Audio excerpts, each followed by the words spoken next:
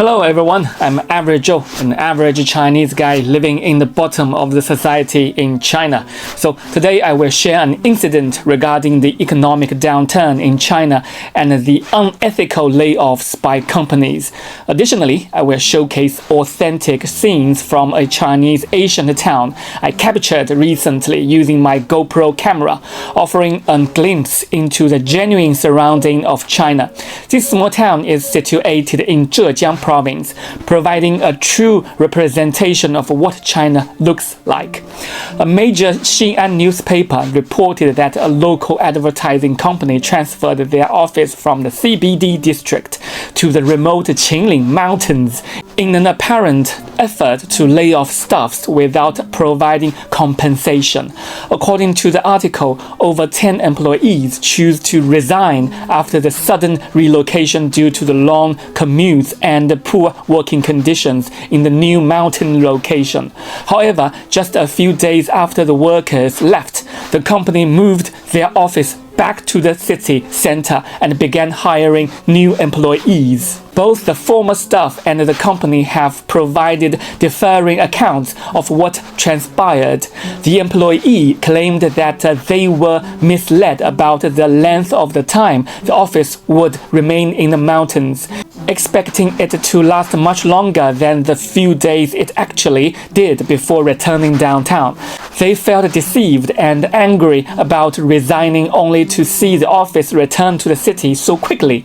On the other hand, the company's manager acknowledged the temporary mountain relocation, but stated it was only meant to last around a week until the new downtown office finished renovations. He also noted the company's recent financial difficulties, with the manager himself contributing over 2 million yuan to keep it operating. This strange situation raises some concerning implications.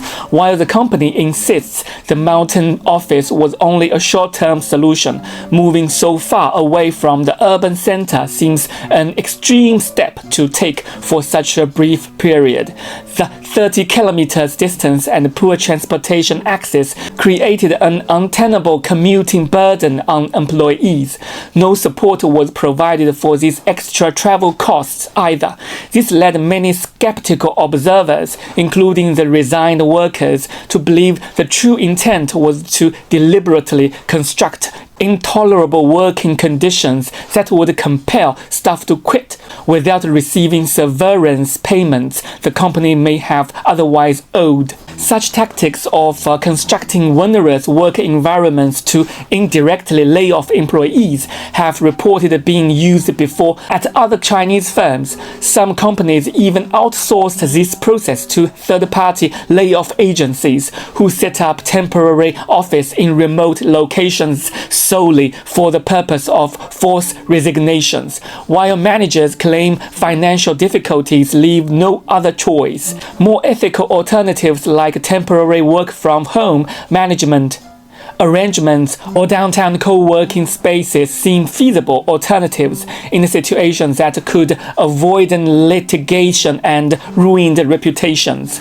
To provide context, this advertising company was likely deeply impacted by the broader downturn in China's real estate sector, which forms a major portion of such agencies' clientele. Property developers slashing market budgets have severely reduced business for advertising suppliers. With doubtful receivables and fewer new contracts, the manager was left having to personally subsidize hundreds of thousands in wages as the company edged towards insolvency. In this sense, his action comes from a position of desperation, even if the used lacked moral consideration for staff. However justified the financial pressure may be, China's laws and social norms demand proper treatment of employees. The laborers signed an agreement to relocate and work in different conditions without fully understanding the temporary nature of the arrangement. While resigning voluntarily complicates legal resources, it's understandable they felt misled and unfairly exploited. Both sides could have handled these scenarios with more transparency, integrity, and care for people's livelihood. Moving forward, broad lessons emerge. Firstly, no businesses should over-rely on a single unstable industry like property development for their core revenues. Diversification mitigates risks from economic shocks crippling entire supply chain. Secondly, ethical leadership requires treating all people, including employees, with basic dignity even during hard times. Problems seldom arises from openly communicating challenges, but rather from intentionally deception or disregard of others' welfare. There are usually cooperative solutions if all stakeholders negotiate respectively. In conclusion, while sympathy exists for this struggling company in a difficult period, their handling of staff relocation crossed moral lines that undermine social trust. Both employers and workers would benefit from prioritizing integrity, transparency, and mutual understanding over deception or aggression, even when pressure mounts. With open-minded problem-solving, crises can often be navigated to satisfying outcomes for all. Let this be a lesson for businesses of building resilient operations and maintaining healthy workplace culture through cooperation in adversity. Okay, this is today's sharing. Thanks for your watching. See you next time. Bye-bye.